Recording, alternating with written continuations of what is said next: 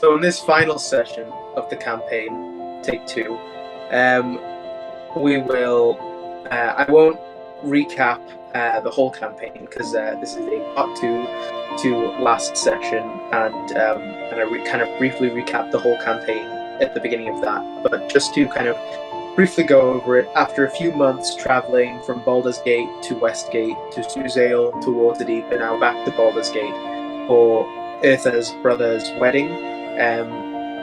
You guys spent the last session at the Citadel of Strategic Militancy, which is kind of like the big center of faith for the worship of the Red Knight, which Eartha and his brother Ramas belong to, as well as the rest of his family. Kind of just awaiting the coming wedding and hanging about and having some time to breathe before the big day. And yes, the last session was kind of just arriving at the Citadel and killing time before the wedding. But now, Samura will. You said you were looking for a 50 gold piece gem. You were able to find that, just considering circumstances. And yeah, so you guys passed the night uneventfully. With Anya, you're in your own room. Eartha and Ramas have a bed each in a different room, and Samurai, you are perched in a nest atop the wardrobe with Jade sitting at the desk. And yeah, so the night passes uneventfully, and you guys wake up the next morning on the day of the wedding. And yeah, I'll just kind of monologue here, and if you guys have anything you want to insert, like something you want to do, or a reaction to something that's happening, just talk over me, just in case I'm looking down at my notes and I don't see emotion like that. But you just start speaking and I'll be quiet. Yeah, so Ramas probably gets up pretty early that morning, maybe before Eartha and Samurai, maybe before you're awake even, and heads out to get ready for the day. And yeah, the morning is pretty chill. You see, like, as you eventually leave your rooms and stuff, a lot of the guests are kind of getting ready, like late morning, and kind of just hanging about everywhere, hanging about the barracks, hanging about the feasting hall, hanging about the courtyard, which has all now been very nicely decorated with wreaths and stashes of greenery and flowers all over the place, and nice trellis archways with flowers entwined amidst them, and petals strewn about, white and red here and there. And yeah, the wedding itself, the actual ceremony, is at midday in the tradition of the church. And again, if there't anything you'd like to do before the wedding, the actual ceremony, just again, shout it out. But the actual joining of Ramas and Saria, with via hand fasting, where a knot is tied, a ribbon is tied around both of their held hands. That actual ceremony is held on the giant lance board in the temple of the Citadel. The audience, the onlookers, kind of just stand in a big circle around, and even up on the second floor with the library looking down via the balcony, they stand central on the lance board as the ceremony is conducted by Caitlin. They say their vows, and yeah, overall, it's a very nice affair. Not particularly remarkable by any means. It's no surprises. They were supposed to get married, and they got married. And yeah, it's kind of following that in the afternoon. So they get married at high sun. As the sun reaches its zenith, that's when the ceremony is conducted, and they are wedded. But in the Eartha, being family, you probably have some sort of place of pride amidst the audience. But Samurai and Anya, you might get a bit lost in the crowd and struggle to see at times. But yeah, in the afternoon, later in the evening, there'll be a big feast in honor of the event. But throughout the whole afternoon, probably from about midday, from about 12 to like 6. It's just events and games and things like that. So the two that are of main interest, there are little ones here and there and other things happening at the same time. But there is a jousting competition and a group melee. If anyone is interested in that, kind of retconning what I'd said last time. Samurai, you can engage in the melee if you like, but you would be required to use a magical weapon of a kind. So like the most magical thing you would be able to do is like a summoned weapon. So it might not be of particular interest. Since you don't have the best ability with armor and hit points and blah blah blah. When you're restricted without your spells. But yeah, like first of all, I imagine only Eartha might be, but even then maybe not. But anyone can if they like. Is anyone interested in jousting? No, yeah. So you probably watch, a central fence with pairs of riders, one after the other, eventually scaling up the what's the word? With winners eventually challenging other winners and blah blah. And the jousting itself probably lasts a couple of hours, and eventually, if no one else is competing, then eventually Honor, the tiefling that Samurai had set with the night before, emerges as the winner of the jousting, even beating Eartha's father, Kethoth, at one point. And yeah, what about the melee? Is anyone interested in joining the melee? Yeah, I think I will. Jade will. Sure. I'll allow it. Yeah, so Eartha and Jade, just go ahead and make 3 rolls for me. So if you could make... Can I clarify, all 3 of us forgot dice, didn't we? Nope, I got him here. So if you could each actually, I'll do it one by one. So could both of you make a strength check? Unnatural 20. Okay. 12. Could both of you make a dexterity check? Oh shit. Inspiration. Okay. Inspiration. 18. 10. Okay. Okay. And could both of you make a constitution check? Oh shit. Natural 20. But 22. 17. 17. So not holding up, you guys, so the melee is just kind of a free-for-all of anyone who wishes to fight. Not teams, not one by one. It's just a large group of dozens of people all fighting however they like until, fewer and fewer remain. Out of the leading people, kind of the three that are kind of left at the end are the both of you, or Eartha, Jade, and Honor again. Although he does look a bit tired from the jousting, and Jade manages to take out Honor where he yields, but then Eartha, you manage to best Jade, being her teacher. And yeah, the way that the melee kind of works is just there are always people on side with healing magic ready, but kind of any tap of the sword or weapon that would be a crippling or life-ending wound is counted as a knockout, and if it actually does land, it's instantly healed.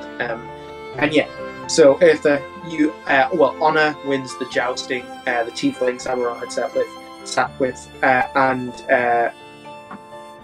Eartha, you win the melee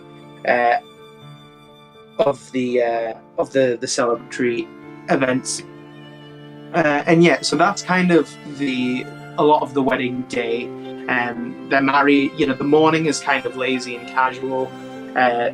Midday is the ceremony, which leads into the reception, and then into the festivities in the afternoon, and then later on for the feast in the feasting hall in the barracks. And yeah, Eartha, you would probably be right up on the top table with your mother, your father, your brother, your sister, and the Bloodhawk, Caitlin, Saria, Uriel, Verona, and their 2 children.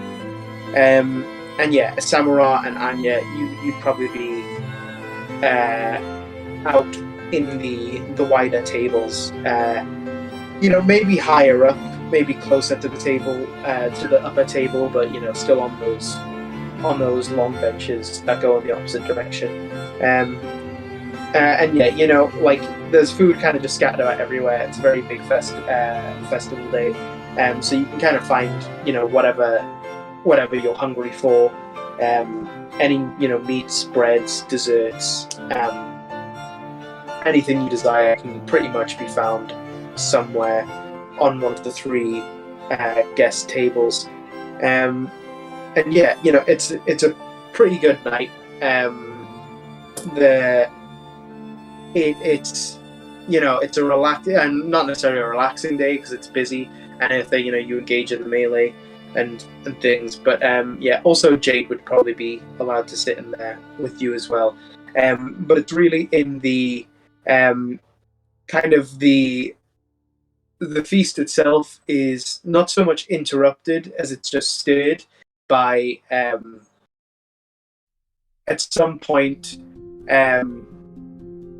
you notice that Eartha, you probably noticed this before anyone else, but Samara and Anya and the wider crowd of gathered people eventually begin to realize that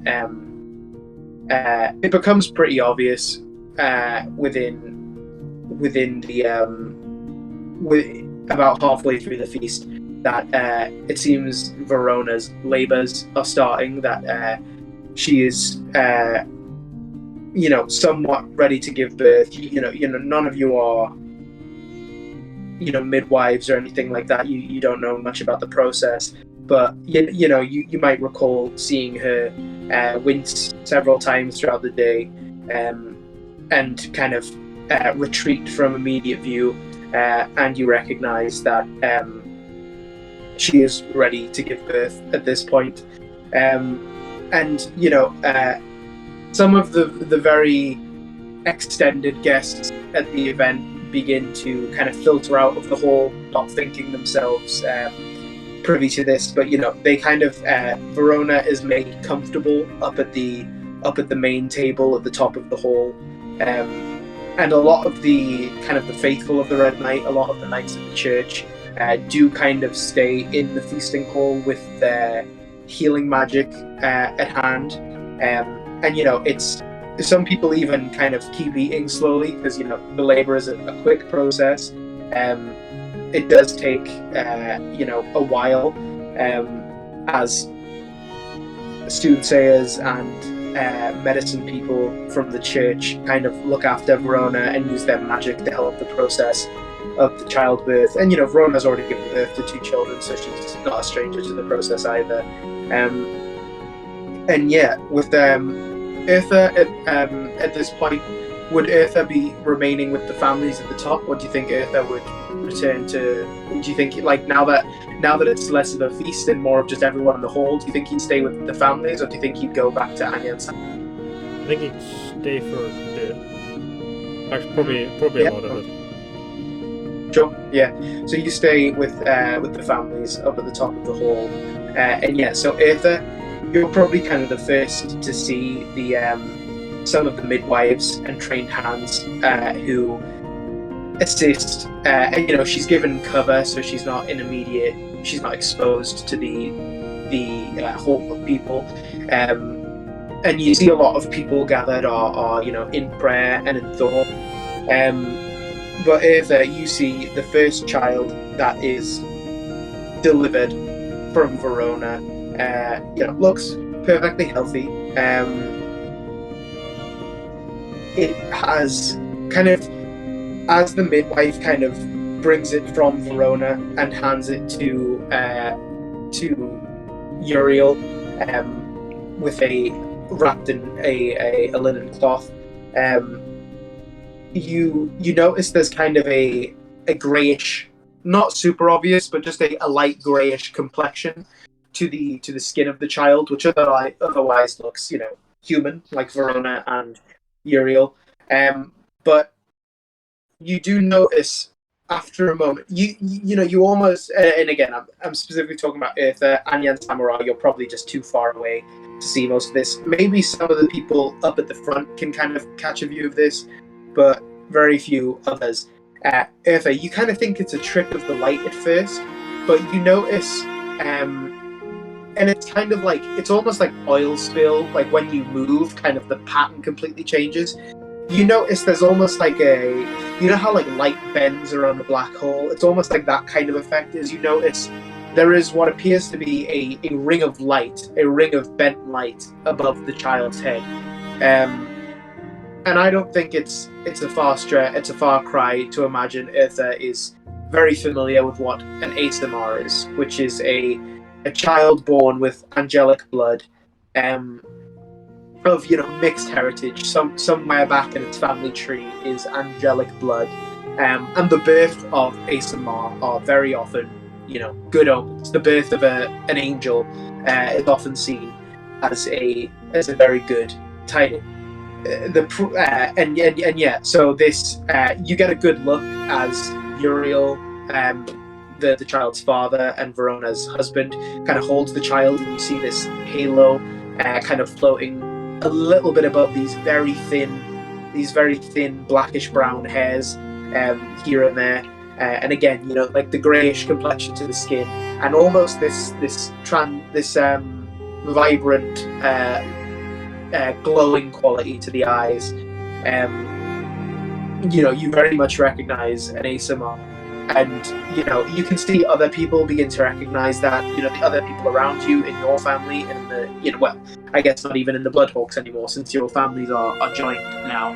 But as some of the people up front of the hall kind of begin to realize that as well, the word kind of begins to trickle back to the point where Samura and Anya might also hear that being whispered among the crowd that Verona has given birth to an Aesamar. But then, as I'm sure no one is surprised to hear, the labour doesn't stop there, and the midwife, to some people's surprise, announces that her labour isn't over, and she continues until a second child is born.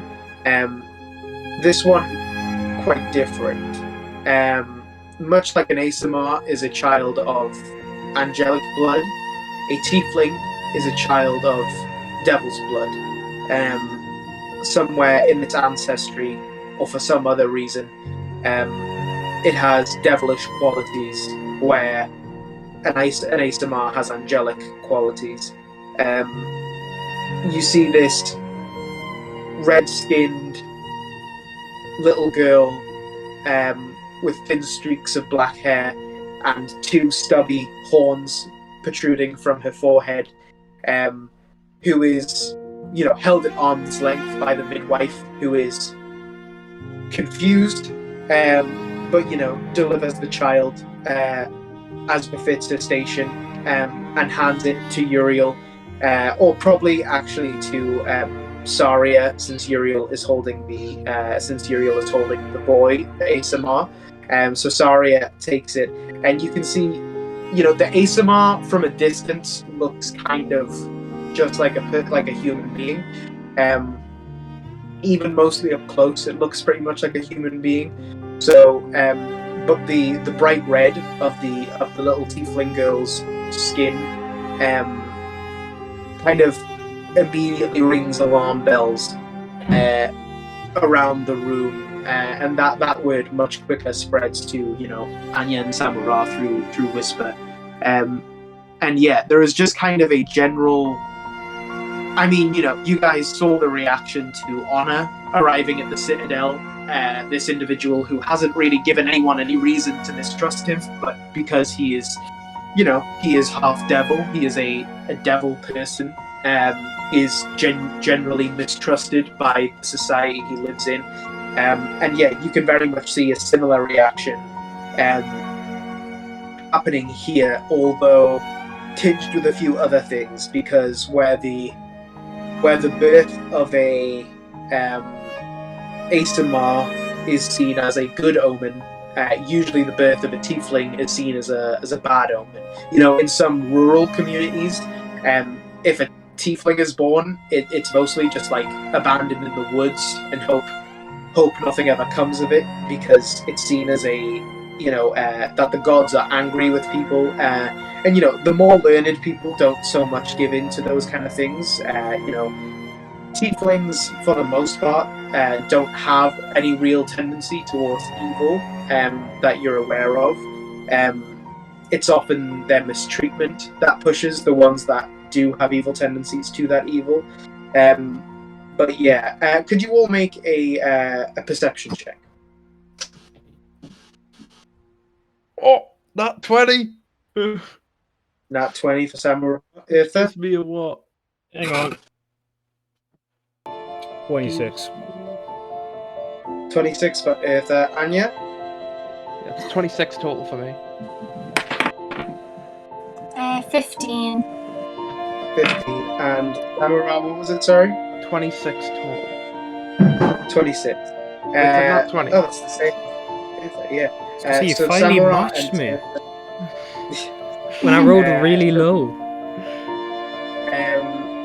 So Samurai and Eartha, after a few moments, you begin to see some more concrete reactions to what's happening, and you even notice some people have their hands resting on their swords. You see there is a immediately proactive reaction to what has happened in the feasting hall with the birth of these two children, and you can see some people's, at least subconsciously, they want rid of this child more so than anything. And yeah, probably more so than anyone, and Anya and Samurai, you can jump in, that's fine, but Eartha, noticing that and kind of, just based on who your character is, just like based on who you think your character is, based on the situation you're currently in, based on what you can see, what's Eartha doing right now? He's with his family in the Bloodhawks at the top of the hall. He sees these two children, and he sees some hostile faces in the wider audience. What's going through Eartha's head here? What's he doing? I'd probably look towards my family to see how they react. Okay, First. yeah. You definitely see some disconcertion. You see that pretty much unanimously, although you can't quite make an insight check, Eartha. Insight. 28. 28. Yeah, I'll say for the most part, in terms of the Bloodhawks, you do see like an uneasy quality, a fearful aspect in their face, but you think it's more so scared of the perception of these children more so than it is an actual reaction to the children. You don't think the Bloodhawks themselves are super prejudiced against tieflings, but you think they are very aware that probably a lot of, particularly the faithful people, are prejudiced against them, and they are currently in a room filled with the faithful. Yeah. So, what's Eartha doing? What else is he thinking? He'd probably stay relatively neutral until Ramas or my mum and dad make a move, because I know Thola won't really care too much because she's still a child. She doesn't know any better. You can, at this point, you can see Thola is kind of close to you. She's kind of trying to keep close to you. She doesn't seem She doesn't seem fully aware of what's happening, but she's probably heard things. She's not super young, so she's probably heard things about tieflings, and maybe she's even clocked some of the hostile reactions that are going on. So you can definitely see a nervous that Thola has grown nervous, and she's kind of keeping close to you as well. And yeah, there is an uneasy air, but all eyes in the room are, as they have been all day, looking up at the Bloodhawks, but this time instead of being on Ramas and Saria, they are firmly planted on the children that Verona has born. Samurai, you got 26 on your perception, didn't you? Yes. Samurai, you also noticed that Honor, the tiefling who you talked to briefly yesterday, he's just like totally disengaged. He's not looking up there at all. He's just like sipping on his soup from a bowl in front of him. He's just like a few seats down. He's probably like the only person in this room who is just not paying attention to what's happening, and he's just sipping his soup. Yeah. So there is just a kind of a veil of uneasy silence that falls over the feasting hall. That is the only sounds really being made outside of any that you guys might make, if you would like to, are the cries of the newborns. Both children, obviously, crying after having just been born, and yeah,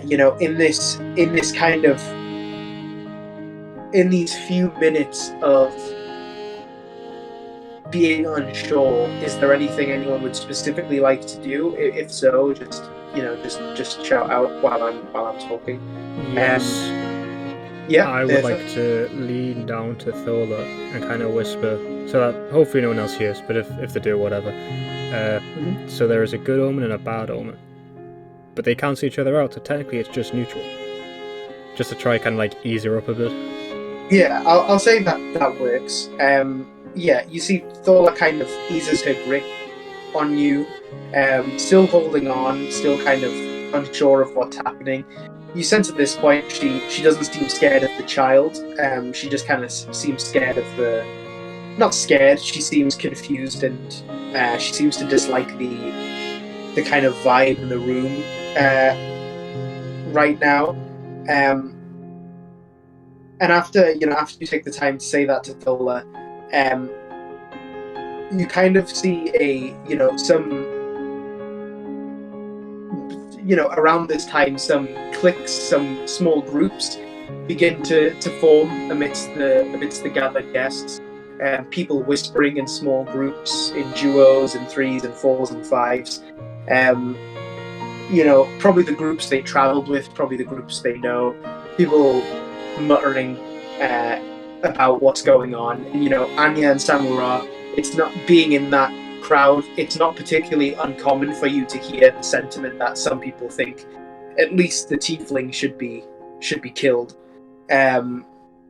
You hear that a few times from the left to the right, in front of you, behind. It's not an uncommon sentiment. There are other things being said, that it should be banished, it should be taken away, that it should be killed, that it should...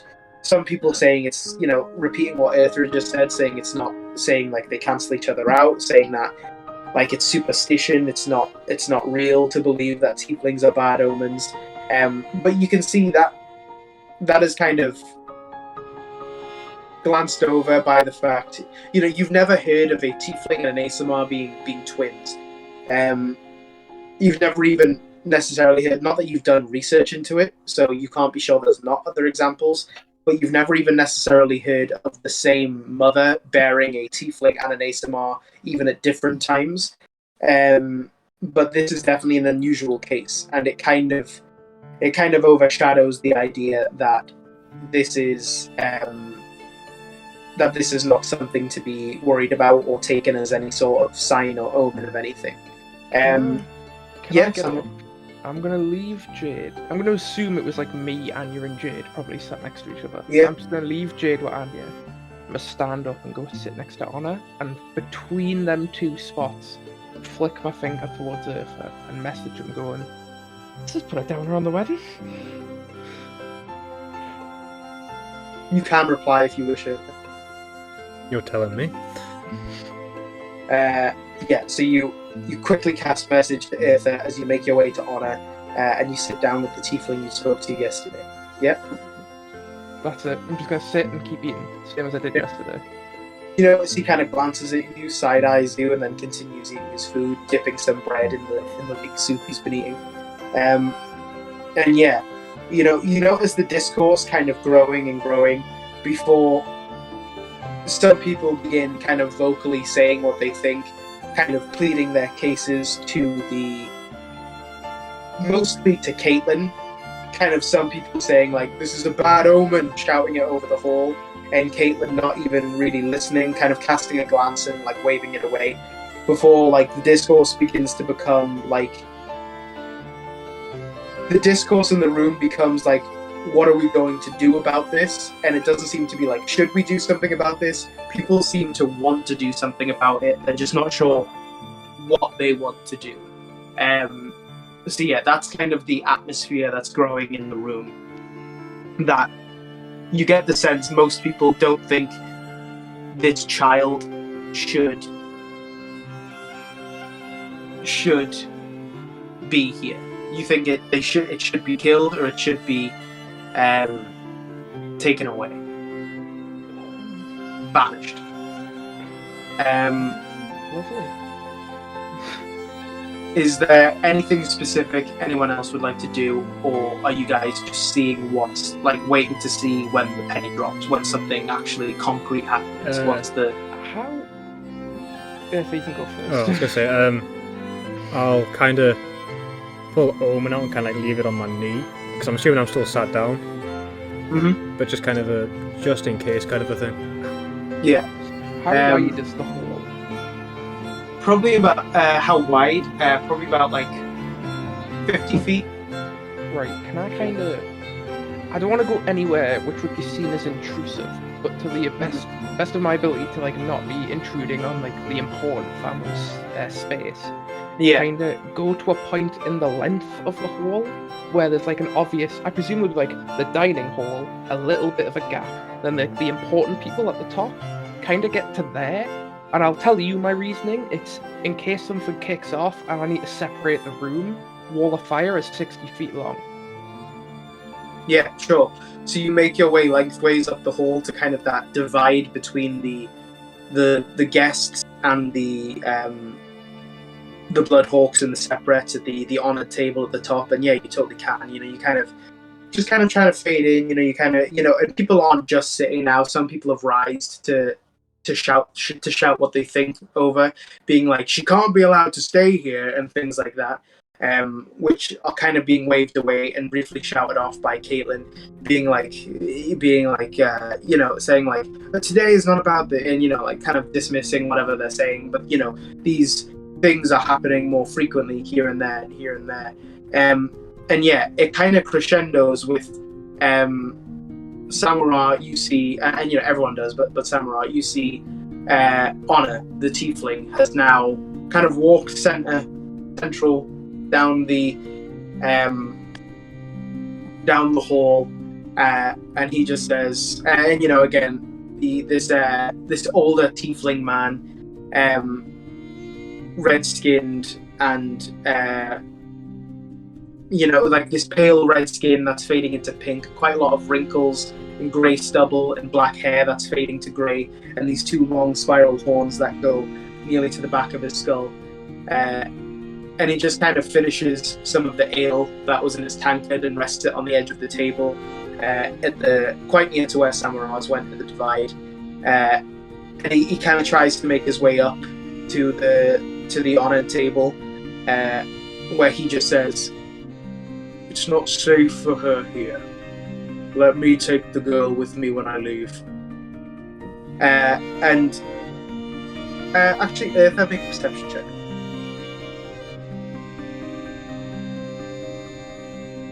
34. 34. He kind of like he he kind of talks to you when he says that. You're not sure why. For most of that time, he like when he's saying that, he's looking at you, and then like he moves his eyes to Caitlin. Not even at Verona and Uriel, the parents of the children. He just looks at you, and then he looks at Caitlin. And yeah, he kind of, and Arthur, you can jump in if you like, but just kind of the general discourse that follows is like shock. Verona doesn't really engage. Verona seems like completely out of it from the childbirth. And Uriel doesn't really seem to be paying attention, looking at his children. But Caitlin kind of dismisses it, and she's like, "They're my grandchildren. They're my son's children. They'll stay here." And Anna kind of follows that up with like, she won't be safe here. Even if they don't kill her, they won't care for her. They'll tease her in the courtyard. They'll call her names. They'll make her life hell if they don't kill her. And you see, Caitlin kind of respects that, but she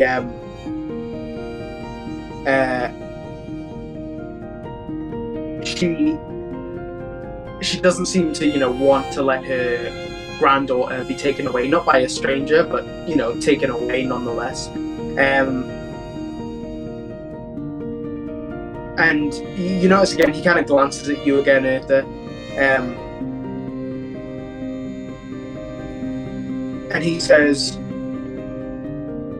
he kind of glances back at Samura and back at you again, Arthur, and he says, and you notice he's addressing you, Arthur. He's talking to you. He says, "Tell her it's best that I take the child. We don't have to be friends. We may not be friends, but we don't have to be enemies."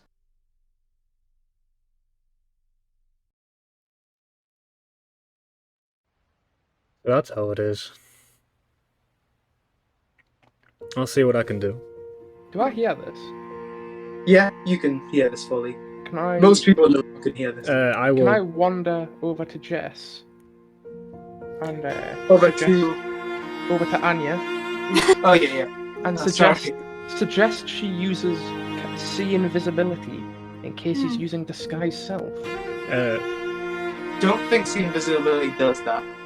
I've just clicked on as well that you said the exact same thing that was on that piece of paper. Yeah.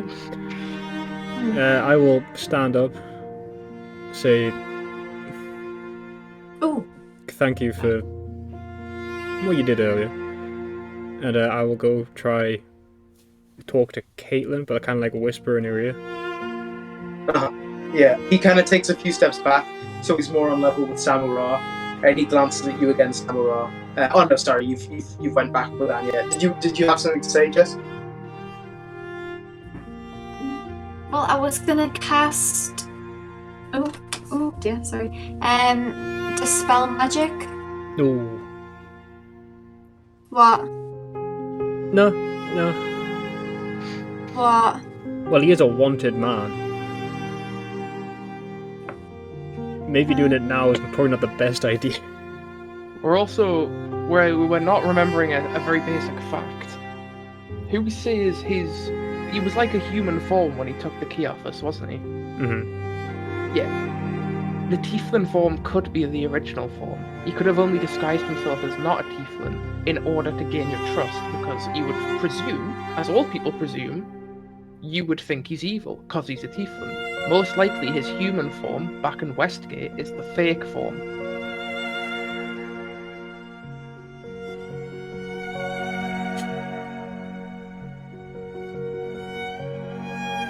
Any Question. ideas? Okay.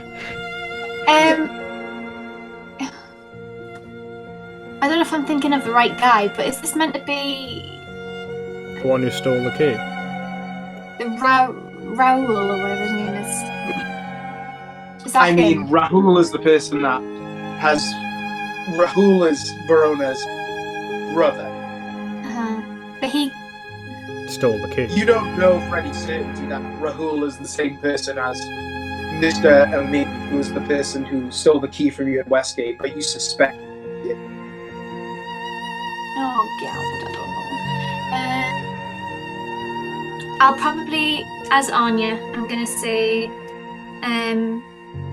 it should be up to Verona where the child goes. You see Verona hasn't even heard what you said. You see she's been given both her children, who are still crying but calming somewhat. She's kind of she's been made like a nook central behind the family table, with pillows and blankets from the upper floors of the barracks, and she's just kind of nestled with her children. And Caitlin kind of glances back to her, and she says, like, probably right before you go up to see her, she says, like, they're my grandchildren and they will stay here. And then Eartha, you can approach if you like. I'll kind of hesitate. Okay.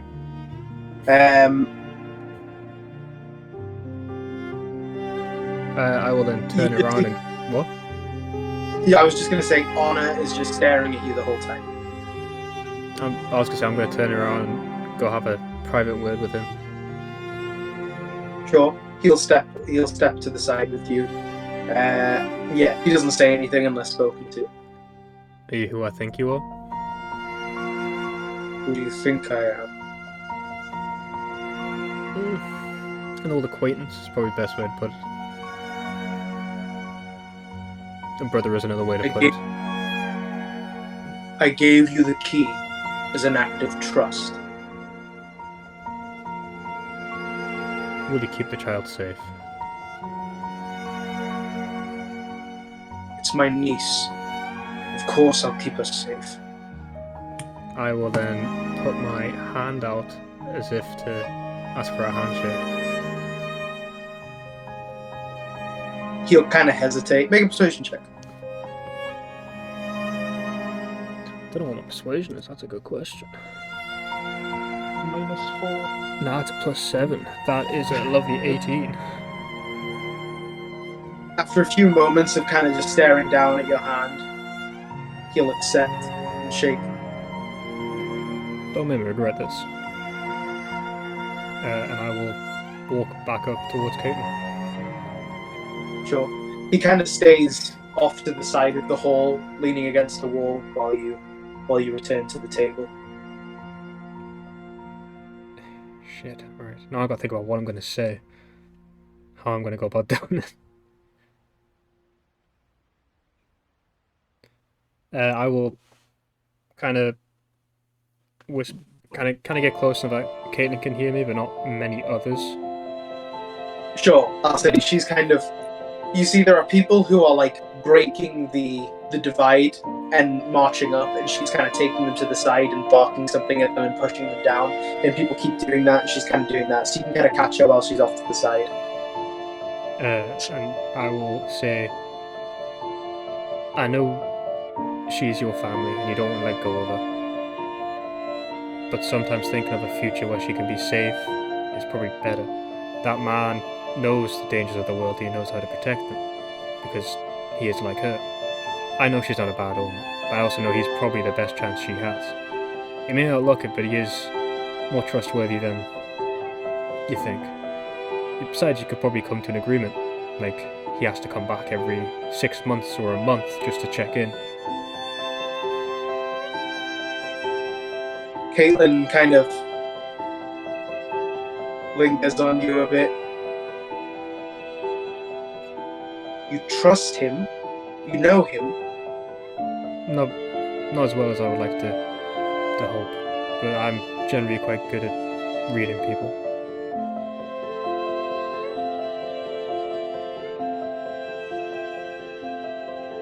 She looks off in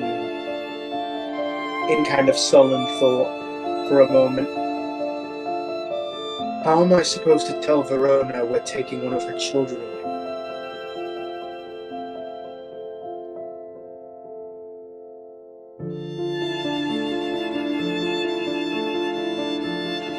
If you wish, I can try and handle that.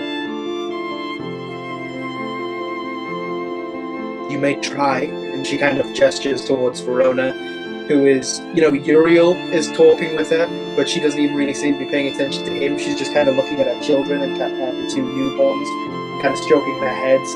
softly weeping, not so much of sadness, but of, happiness mixed with a little bit of unease. But yeah, you can go over there. I will go over and kind of kneel down beside her in hopes that no one else can hear what I'm about to say. Kind of like whisper, I don't know if you've read The Room at the moment. People aren't happy with one of your children. However, I know this might sound a bit silly, but your brother's here, and he said he will take her and look after her, so that no harm will come to her. See Verona kind of she kind of just, the whole time you're speaking, she's looking at her children, and then as you finish, she kind of blinks a few times, and her expression kind of changes as she looks at you. My brother's here. Where is he? She kind of looks off into the ground.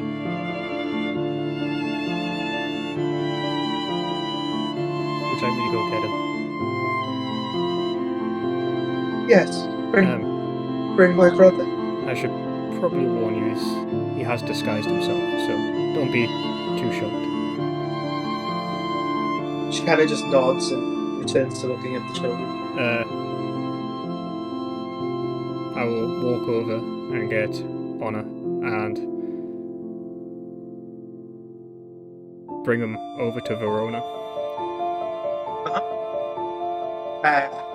Honor kind of almost agitated, finally kind of follows you back up and behind it. And Caitlin just kind of watches you with one eye and the other eye on Honor the whole time. And you see Uriel, at this point, Uriel has kind of retreated to help Caitlin kind of keep people down and away from Verona, who are getting agitated up near the front. And you don't make out what. He kind of covers his mouth and whispers something in Verona's ear, and she kind of looks at him quickly, sharply, and kind of this soft sobbing begins. And yeah, Honor says it's the only chance they have, Verona. I have to take them. And he kind of looks at you for support, Ether. I'll just stand and kind of lower my head a bit. Not really say anything.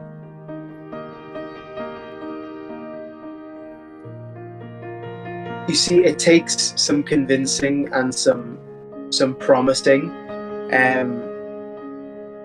but Verona eventually consents that Honor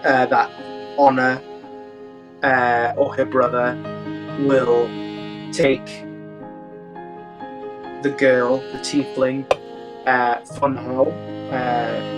That they will head to Baldur's Gate, so they are close by, until they can come up with a more permanent arrangement.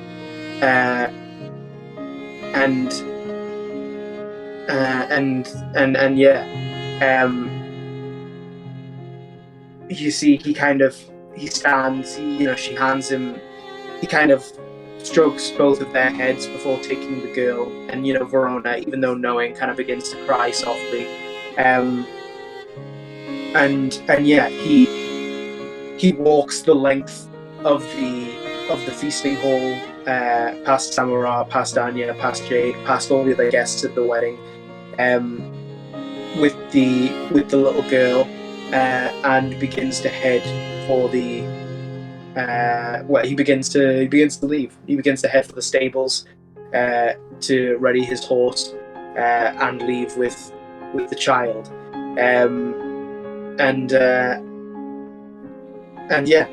So you see this, the people of the church kind of, there are some people who would have liked a more rash, a more definite solution, but you can see most people seem to at least be, for now, appeased with the tiefling being taken away until some further decision has been made. And you see, you get the sense some people also see this as a soft banishment for Honor, as as getting rid of honor as well. So it's kind of 2 tieflings for the price of 1.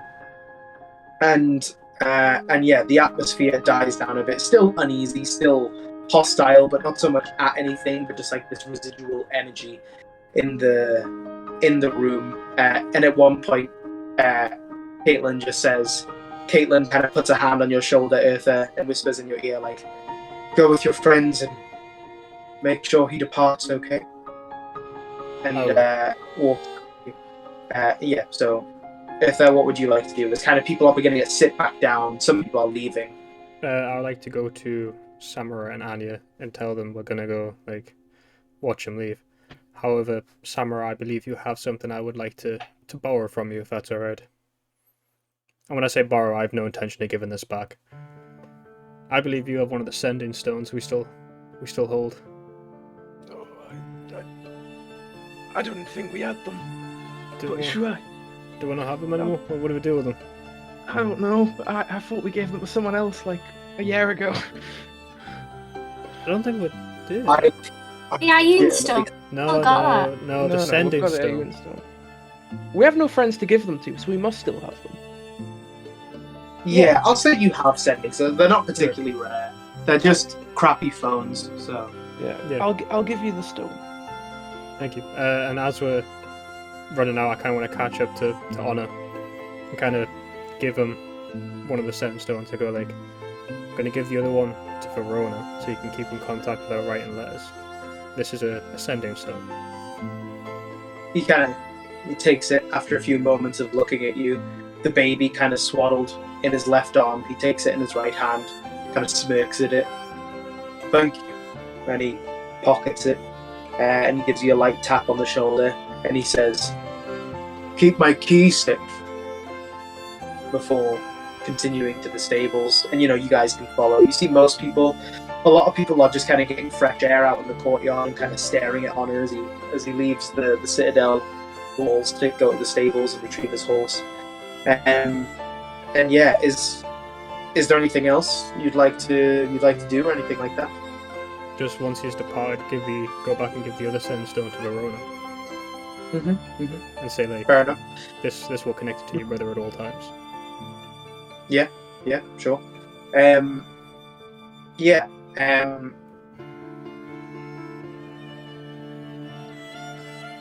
He readies his horse. He makes, he kind of takes off he kind of makes kind of like a bundle so that he can more easily carry the girl on horseback as he heads towards Baldur's Gate.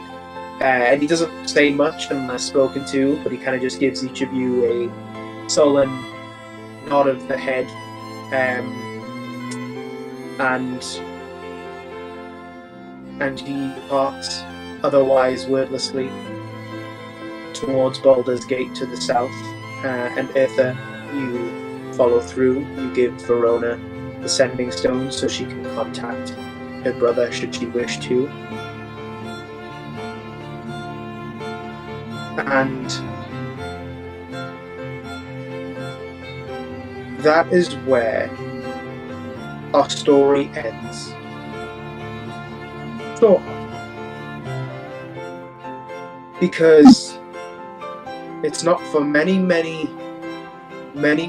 years that you, or those of you who are still alive, the tens of years after that wedding, that you begin to hear rumors of a tiefling girl who is risen high in the Church of Cyric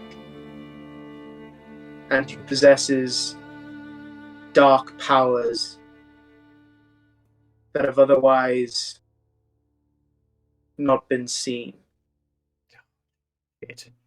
But that is a problem for 3 much older characters or 3 much different people. Other than that, I think we should just take some time to think about, after that wedding,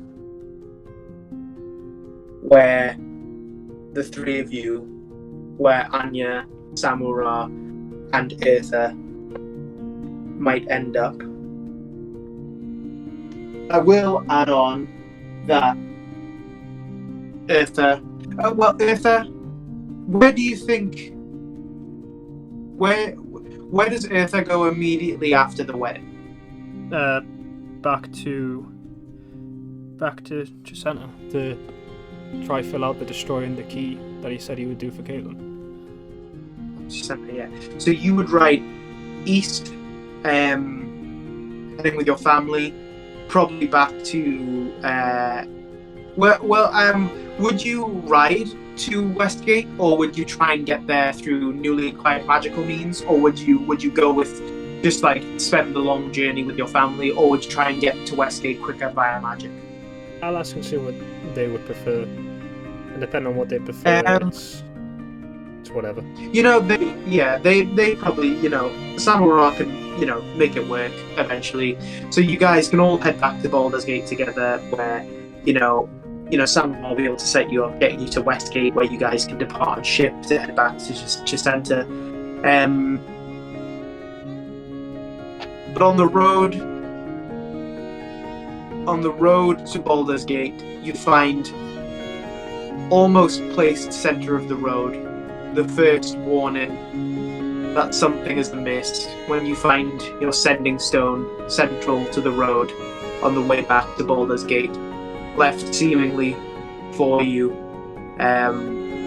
with no tieflings in sight,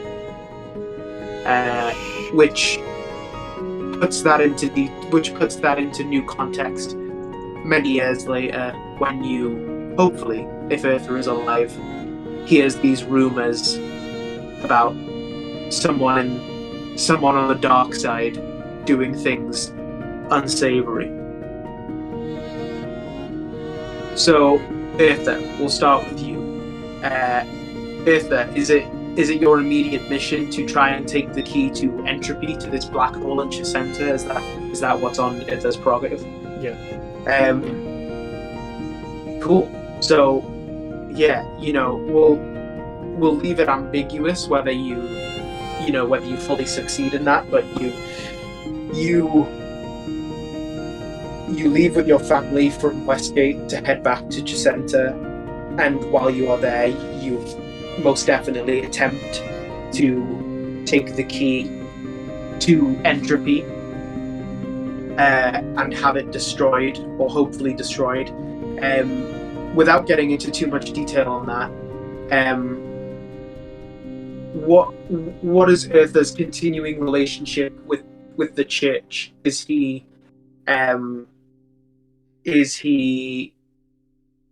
proactive in the church? Does he return to the west? Does he seek to continue you know, Caitlin's insinuated that, you know, whatever you did with the key, you might be able to gain promotion. Is Eartha's goal still to rise the ranks, or does Eartha's goals change in the future? What do you think? You don't have to go into too much.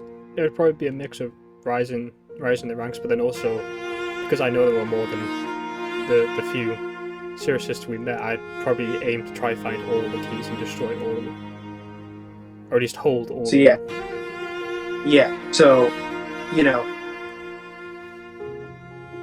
maybe even if you throw Damon's key into entropy, unsure of whether that is truly destroyed or gone somewhere else, you seek more keys so you can better dispatch them as well. And yeah, so you travel looking for the other keysmen, the other key bearers, keysmen and women of Cyric, probably coming across a fair few here and there. And yeah, we'll leave Eartha's future there for now. Samura, after you take presumably just Eartha and his family to Westgate, you know, assuming Anya doesn't want to go, because she doesn't have any strict business there. But do you stay in Westgate? Do you go somewhere else? What do you do? Because you can take Anya back to Waterdeep as well if that's where she is wanting to go. But yeah, what does Samura do immediately? I remember you'd said you'd wanted to raise the dragon egg in your possession in more or less complete isolation. Is that still the case? If it is, how do? Well, I'll let you go there. Is that still the case, or is that something for down the line? Do you think? If Anya wants me to, I will use my teleportation circle to take her to Waterdeep, as that is where I'm heading anyways. First. Okay. So, Anya, do you think you would go back to Waterdeep after your friends are kind of going in their separate directions? Yeah. So yeah, you can take Anya to Waterdeep with you when you head there. And then I'd get into contact with Icky, who I believe is still in the general vicinity. And we will. First of all, like the dragon egg, I won't raise for a bit, but first we will go explore the world and see the other Aarakocra tribes, like I promised them. So you head to the far north, to the far east, seeking the other Aarakocra tribes in the far mountains from Chult, in the Star Mounts, in the Spine of the World, and in the Stormhorns, near Westgate. To finally end up in a secluded place within the Silver Marches, which is northeast to Waterdeep. Yeah. And I think I'll try and get contractors to basically build myself, try and aim at getting some money in, getting a decent home, living the quiet life, hunting our own food, and researching the dragon egg, but I don't think Samurai would ever fulfill it. Okay, interesting. Yeah, so you have a secluded home built with your portion of the riches you've garnered, and then going forward, you have magic and you and Iki both have wings, but it's still great deals of distances between the other Aarakocra tribes in the Stormhorns near Westgate, in the Star Mounts nearish to Waterdeep, but not particularly, and the others that are strewn about the place. You probably gather some more, and you have a home built. Salu probably keeps on with Alistair and Deela in their little bubble, maybe replacing the members that have fallen by the wayside to go elsewhere with new people, and they become an adventuring party of renown in their own right. And you just spend some of your days living with Iki and not hatching the dragon egg. Yeah, I think Samurai would spend his years doing real research, getting that purple sand, like my father did, trying to get the phoenix feather. If I succeed, if not, who knows. But I think at the end of the day, even if he could gather the same materials or similar materials to try and make this dragon better, like consciously, morally, a better person to our standards, I don't think he'd ever cast the spell, but have it. Okay. So keep it in his back pocket. And one last question. Does Samurai ever try to extend his or Iki's lives, or does he accept the 30 or so years they are given? I think he tries to. Again, if it works or not. We'll leave it ambiguous in case we ever have the opportunity to explore some of these things in more detail. But yeah, so what we know about Samurai's future is that he builds a home in isolation for himself and Iki, and he does gather the materials to revivify this long dormant white dragon's egg that should theoretically not have it be so inherently evil as chromatic dragons necessarily are. But at least for now, he doesn't follow through, but he does attempt to, through magic, elongate the very short lives that Aarakocra are given for himself and for Iki. And I will say, again, we won't go too much into detail, but you are eventually contacted, whether sooner or later, I won't say, by Rivelin Blackhand, who tells you that they found something regarding the investments you'd made and your friends had made. Do you think Samura would want to be involved up close, or do you think he would want to be updated from afar? Well, it's kind of puts in with my other point. I wanted to earn enough money to also get the house, not within the Silver Marches, just a small, even if it's like one room with nothing in it, just a structure at Tribor, which is just north of Waterdeep. It's at the intersection where you turn right to go into the Silver Marches. Yeah. Get a teleportation circle in it, and also get 2 necklaces, the same as what our little friend in Westgate had, allowing anyone to cast the teleportation circle to a specific teleportation circle, and get that to Eartha and Anya. So you could always rendezvous. Yeah. Sure. Yeah. And do you think? And so, would you want to, when you eventually hear that from Rivelin, is that so you could eventually try and like kind of get the band back together and follow through on that? Just to, since they made the investment together, probably one of the things where like I don't know about you, the other two, but I imagine it would be something like every year they meet up, spend the day together. I don't know, maybe spend a week, whatever. But it would be one of them things where I'd probably send them both, being like, "Are you free? We need to chat in person." Yeah. That's nice, and we'll leave that there without going into too much detail. And finally, Anya, you return to Waterdeep thanks to Samura's teleportation magic.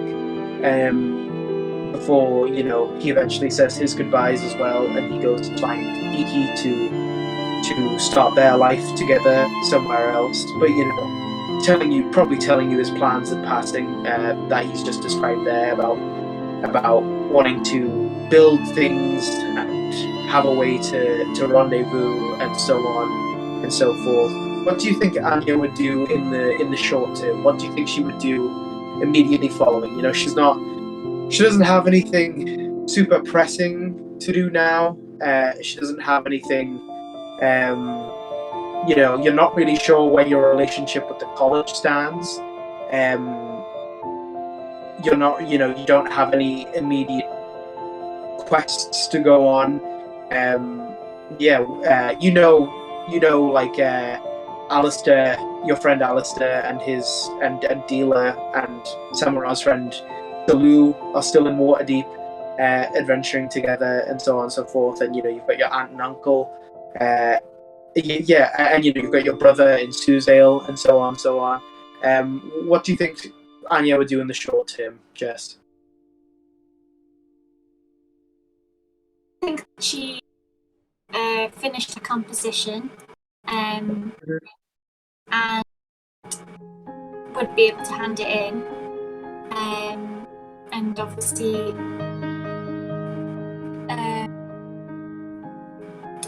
wait for the results on that. And I remember her aunt and uncle mentioning that her parents' gravestones were nearby, so I would like to go and visit the graveyard, kind of sit beside my mother and father, and just kind of tell them about the whole journey, and kind of tell them that I finished my assignment. Quite proud of myself, and feel as though they're still there. You do exactly that. You unsure of where you stand with the college after some vague threats made by your by your tutor, by your professor. You hand in your assignment to someone else. You give a demonstration. You give in logs. You give a performance. They say they'll be in touch, and you depart and you do as you described, talking to your grandparents. Then you are eventually called. To your parents, and you are eventually called back in for a meeting with the college, where you expect to be told about how you got on in that regard. But to your surprise, that's not really what they talk about at all. Instead, you are told that your former tutor's office is empty after his sudden resignation a few weeks ago, and that he had suggested you as his replacement as the lecturer in specifically in violins, as the school has a specialist for each instrument. The most prestigious of which is the harp. But the violin is a string instrument, and it's well respected. And you are offered that, and almost as an afterthought, you are told that you passed your assignment perfectly fine, and it was a good assignment, and that there's real potential for further development, and blah blah blah. But the drawing of this meeting is to offer you the position at the university. Do you think Anya would accept, or do you think she would deny? Yeah, definitely. Yeah. Yeah. So, unless Anya eventually decides otherwise, she can spend a good chunk of her life working out of the College of New Olam, eventually becoming a master bard, and training the next generation of bards to do what she had done. Do you have anything to say for Anya in the long term? Do you have any other ideas, or does that kind of capture what you wanted? Well, if she's going to be a professor, that's just really weird. I would like to think that she's still finding time to travel. Obviously, probably not as much being a professor, but I don't really know long term. No, I don't know. Sorry. No, I don't know. that's okay. So like you said though, but with the friends you've made, with Samura when necessary, but much more easily through Lelianor, you can very quickly get between places like Waterdeep to Westgate, and from Westgate you can very quickly get to Suzail in Cormyr, and anywhere else in the continent really through the NSC. So when she can afford the time, she can very easily travel quite far, we'll also draw Anya's story loosely to a close there, leaving all three of you with good paths, good epilogues in what happens after the end of this several-month stretch of your adolescent lives. That, with all the things we've discussed, Anya, you becoming a professor, Eartha, you seeking the other keys, Samura, you trying to travel and build a life with Iki, and eventually the looming threat of a new presence in the world of Cyric's machinations for freedom. You're not sure what, but presumably that, and will end the campaign here, maybe to be continued in some other way another time.